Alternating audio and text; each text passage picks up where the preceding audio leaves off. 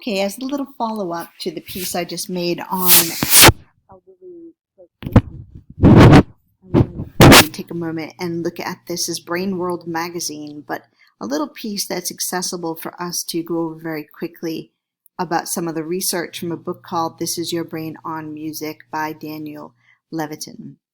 And I think what's interesting to me is that the music works at this subcortical structure first. So the cochlear nuclei, the brainstem, and the cerebellum all working together below the prefrontal cortex, and the cortex, which I mentioned, is I think we have an overly, overly fetishized almost relationship with the prefrontal cortex to determine if somebody in fact is able to have a conversation or to have memories or to think abstractly. So as we age, and if we develop problems such as Alzheimer's or dementia, and we lose those capabilities, how can we communicate? Well, my idea was to make sure we're communicating with music because it works outside of simply the prefrontal cortex is not the target area per se. However, when you hear music, listening also involves the memory centers in the brain, such as the hippocampus and the lowest parts of the frontal lobe.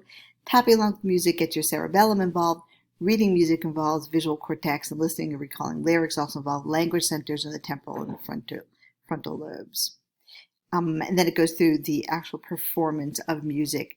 So just for a little brain thought about the brain as we contemplate how to use music, why we use music, and why it is effective, and thinking about finding other ways, I think, to target outside of the prefrontal cortex to communicate and develop meaningful relationships with people that are different than we are as we age.